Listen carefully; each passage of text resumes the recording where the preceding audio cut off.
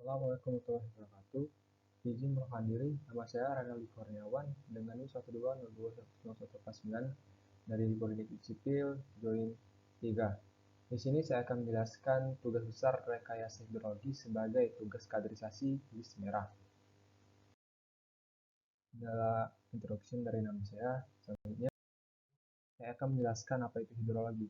Hidrologi adalah cabang ilmu yang mempelajari tentang seputaran pergerakan air, distribusi air, dan kualitas air yang ada di muka bumi ini. Dan juga terdapat siklus hidrologi dan sumber daya air, di mana siklus hidrologi adalah uh, sebuah siklus atau perputaran air dari laut ke atmosfer lalu turun lagi ke bumi dan kembali lagi ke laut dan seterusnya akan berputar terus yang menyebabkan air selalu tersedia.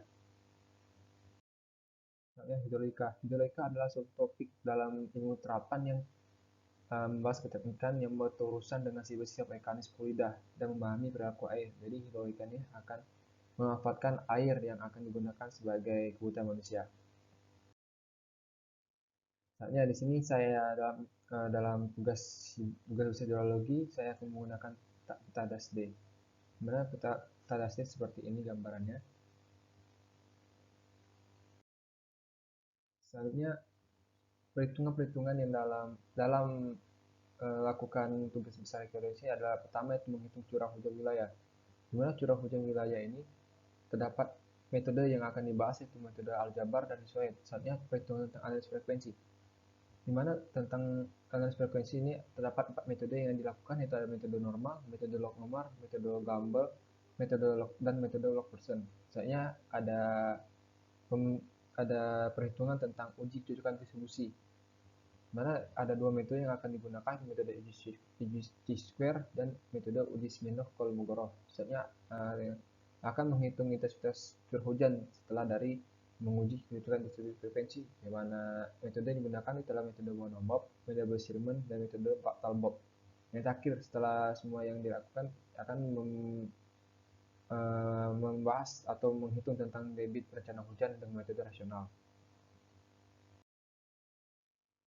Pertama saya akan menjelaskan tentang perhitungan curah hujan wilayah, di mana curah hujan wilayah adalah curah hujan rata-rata wilayah dengan menggunakan data curah hujan dari 5 stasiun. Dalam kali ini untuk membahas atau menghitung curah hujan ini menggunakan 5 stasiun yang terdapat di Lampung. Ada pertama stasiun PH10 tentang di wilayah Penangahan. Terus ada PH19 tentang di wilayah Kue Ketibung, PH31 di wilayah Wai Pisang, PH32 di Buwisari, dan PH33 di Negara Ratu. Jadi dari semua stasiun ini akan diambil data selama 20 tahun terakhir dari tahun 1986 sampai 2005. Jadi data ini akan digunakan sebagai perhitungan curah hujan wilayah yang akan dicari rata-rata curah hujan maksimumnya per tahun. Selanjutnya akan metode yang dilakukan dalam perhitungan curah hujan wilayah yaitu ada aljabar dan isoid. Di mana aljabar itu adalah pengukuran di beberapa stasiun dalam waktu yang bersamaan, dijumlahkan dan dibagi dengan jumlah stasiunnya. Adapun rumus digunakan yaitu yang pertama ada curah hujan area ditambah dengan curah hujan pada stasiun berapa, kemudian dibagi banyaknya daerah yang diambil. Selanjutnya isoid. Isoid adalah pembagian das dengan garis titik yang menghubungkan titik-titik dengan curah hujan yang sama besar. Jadi dari metode isoid ini akan dilakukan melalui peta. Jadi peta akan dihitung luasan dasnya per garis-garis titik curah hujan. Dimana rumusnya ada di sini yaitu luas dikali dengan curah hujan dibagi luas total dan kemudian sampai curah hujan yang digunakan, sebanyak curah hujan yang digunakan. Kemudian adapun contoh data curah hujan yang diambil yang saya berikan itu ada contoh curah hujan PH10 tentang di wilayah Penangahan, di mana di sini tahun 1986, di mana yang menjadi curah hujan pada tanggal 13 Januari tahun 1986 dengan curah hujan 128 mm per jam. Selanjutnya ada contoh curah hujan maksimum dengan metode isoid. Dari sini dari contoh data curah hujan maksimum ini diberikan atau dikasih tentang curah hujan rata-rata per tahunnya. Jadi seluruh Y atau stasiun akan digabungkan dan didapatkan curah hujan rata-ratanya, yaitu di mana adalah tahun 1996 dengan curah hujannya 50,2726 mm. Selanjutnya, setelah menghitung curah hujan, setelah didapatkan curah hujan rata-rata wilayah, akan dilanjutkan dengan menghitung analisis frekuensi. Di mana analisis frekuensi ini adalah probabilitas untuk menghitung terjadinya peristiwa hidrologi dalam bentuk debit atau curah hujan sebagai dasar perhitungan bencana hidrologi. Jadi, analisis frekuensi ini akan mencari curah hujan yang akan digunakan dalam perhitungan selanjutnya. Di mana analisis frekuensi ini pertama akan dilakukan mencari parameter-parameter. Pertama itu dengan mencari rata-rata hujannya, dan mencari timpangan baku dengan rumus yang telah dilampirkan di PowerPoint ini. Selanjutnya mencari koefisien variasi, koefisien squeness, dan koefisien kurtosis, di mana koefisien variasi itu adalah simpangan baku dibagi dengan jumlah rata-rata. Koefisien squeness ini adalah koefisien penyimpangan dari sebuah data, berapakah penyimpangan dari data tersebut. Kemudian ada koefisien kurtosis, yaitu kemencengan dari sebuah data tersebut. Jadi di analisis frekuensi ini dibedakan menjadi dua, ada parameter statistik logaritma dan parameter statistik saja. Di sini ada rumus ini hanya berbeda dalam penghitungannya, di mana pada parameter statistik logaritma ini menggunakan rumus log st. Log st atau curah hujan dalam bentuk log adalah logaritma curah hujan rata-rata ditambahkan KT atau koefisien tahunannya, yaitu dikali dengan simpangan baku yang di logaritma. Selanjutnya kan tinggal bentuk logaritma, kemudian akan mencari curah hujan yang tidak dalam bentuk logaritma, yaitu dengan hasil dari logaritma st. Jadi 10 pangkatkan dengan hasil dari logaritma st yang tadi jadi. Selanjutnya parameter statistik, yaitu dengan rumus xt sama dengan sr tambah kt dikali st, di mana sr adalah curah hujan rata-rata dikali tambah dengan koefisien tahunan dikalikan dengan standar deviasinya.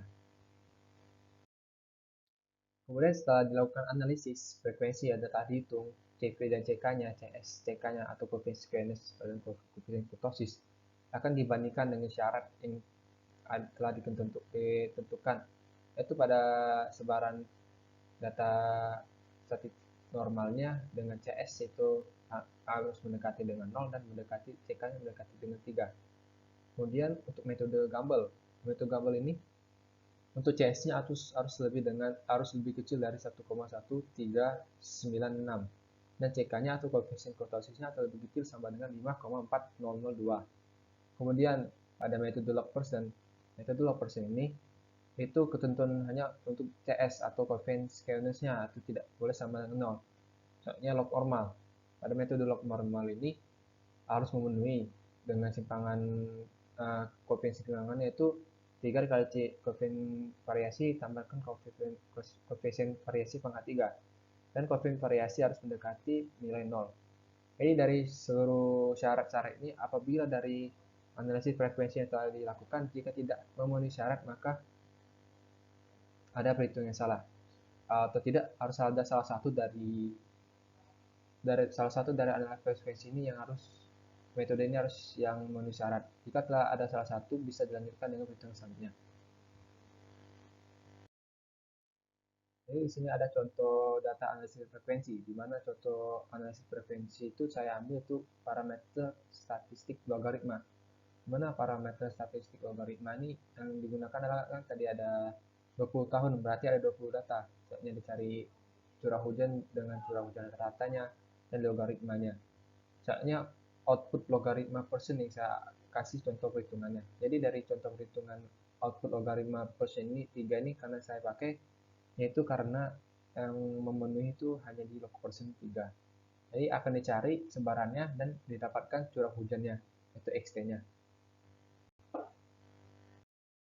Kemudian setelah mencari analisis frekuensi yang memenuhi, akan dilakukan uji kecocokan distribusi frekuensi. Jadi uji kecocokan ini adalah menguji sebuah distribusi frekuensi apakah dapat menggambarkan data sampel yang tentang fungsi distribusi probabilitas atau mewakili distribusi frekuensinya. Jadi pada distribusi uji kecocokan ini akan menguji dari yang telah dilakukan analisis frekuensi tadi apakah dapat mewakilkan sebuah data yang telah dilakukan yang diperhitungkan. Jika tidak, berarti ada data yang salah dalam perhitungan. Selanjutnya, uji kecocokan ini kan ada dua metode yang telah saya sampaikan. Jadi ada metode uji chi-square dan metode uji Smirnov. Di mana uji chi-square ini adalah pengujian yang didasarkan pada jumlah pengamatan data yang diharapkan pada pembagian kelas dan dibutuhkan terhadap jumlah datanya. Jadi uji chi-square ini akan mencari data-data terus dapat disimpulkan dari akan membandingkan hasil, yaitu hasil dari EF dikurang F kuadrat per F harus lebih kecil dengan S kuadrat, di mana S kuadrat ini adalah nilai tabel harapan 0,05 derajatnya pada data 20. Jadi berapakah nilai harapan pada tabel yang dengan derajat 0,05 pada data 20 itu adalah 7,815. Sedangkan kesimpulan yang terdapat saya lakukan pada uji square ini adalah 3. Berarti 3 ini adalah lebih kecil dari 7,81. Berarti dari data yang telah saya uji coba itu memenuhi syarat. Jika perhitungan yang dilakukan lebih besar daripada tabel nilai harapan itu, maka harus ada data yang salah. Berarti tidak bisa memenuhi uji square ini. Sebenarnya uji Smirnov. Uji Smirnov ini adalah pengujian distribusi terhadap penyimpangan data ke arah horizontal atau mengenai suatu data yang sesuai dengan jenis sebarannya. Jadi sama kayak tadi akan dilakukan kesimpulan apakah delta max-nya lebih kecil dari delta kritis tabelnya. Jadi akan dilakukan perhitungan untuk mencari delta max-nya. Dari perhitungan tersebut apakah dia akan lebih kecil atau lebih besar daripada delta kritis tabel. Ini saya hitungkan adalah mendapatkan nilai yang lebih kecil daripada delta kritis tabel. Maka dari uji Smirnov ini memenuhi syarat. Jadi kesimpulannya, jika kedua uji itu tersebut telah memenuhi, maka dapat dilakukan dengan perhitungan selanjutnya.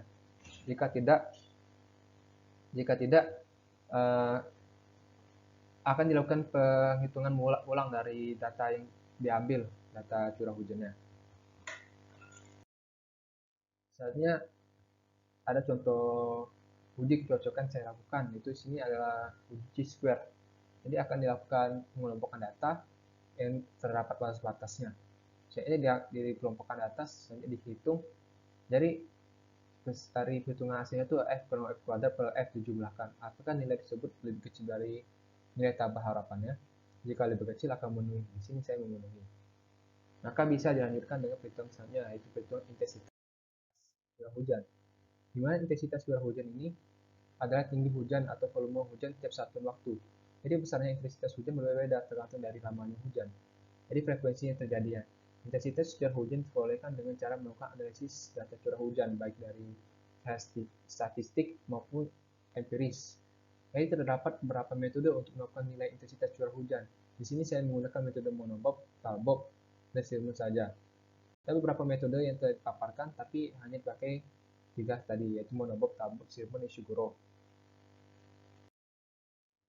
Jadi pada intensitas curah hujan pada metode Monobop, itu rumusnya itu R24 dibagi 24 dikalikan 24 lagi T 2 per 3 pangkat 23, di mana R24 itu adalah curah hujan maksimum harian yang dicari pada metode yang memenuhi dari analisis frekuensi. Dimana yang tadi saya dapatkan itu analisis frekuensi di metode log persen. Jadi akan diambil curah hujan maksimumnya per kala ulang, masukkan akan didapatkan intensitas curah hujannya. Selanjutnya metode Sherman, itu I sama dengan intensitasnya adalah A per Tn, di mana A itu adalah terdapat rumusnya sendiri dan T juga terdapat rumusnya sendiri. N adalah konstantanya. Selanjutnya metode Talbot, di mana saya Talbot itu adalah I sama dengan A per T plus D. Di mana A dan di sini A dan T pada Talbot metode Sherman ini berbeda-beda. Jadi akan didapatkan nilai intensitasnya. Ini ada contoh grafik Talbot. Sini saya ambil contoh grafik metode Talbot. Jadi bisa disimpulkan bahwa perkala ulang semakin besar kala ulangnya maka semakin besar juga waktu dan intensitas yang dihasilkan pada per waktunya, intensitas per waktunya. Selanjutnya, yang terakhir itu mencari perhitungan debit rencana, di mana pengertiannya itu adalah metode yang biasa digunakan untuk mengkirakan laju aliran puncak atau debit rencana, yaitu metode rasional. Jadi metode ini digunakan sebagai sebagai mencari debit rencana dengan syarat itu kurang dari 300 hektar. Dalam metode rasional dikembangkan berdasarkan asumsi bahwa curah hujan yang mempunyai intensitas seragam dan merata di seluruh daerah pengaliran secara lama sedikit sama waktu dan konsentrasi TC. Persamaan matematik metode rasional sebagai berikut. Di mana metode rasional atau mencari pada debit rencana dalam metode rasional sama dengan 0,278 dikalikan koefisien pengaliran atau C, dikalikan intensitas yang kita cari, dan dikalikan luas A, luas dasnya. Jadi koefisien pengaliran pada metode rencana ini tergantung apakah yang dihitung dalam permukiman atau hutan atau dalam sungai. Jadi yang digunakan dalam perhitungan atau tugas kali ini yaitu koefisien pengaliran pada permukiman. Jadi base yang digunakan itu 0,4 koefisien pengalirannya. Misalnya intensitas atau I. Intensitas ini didapatkan dari perhitungan sebelumnya, yaitu intensitas dengan metode Monobov, Talbot, dan Sherman. Akan dilakukan penghitungan sekali 3 kali yang sesuai dengan metode Monobov, Talbot, dan Sherman. Dan selanjutnya dikalikan dengan A atau luas dasnya.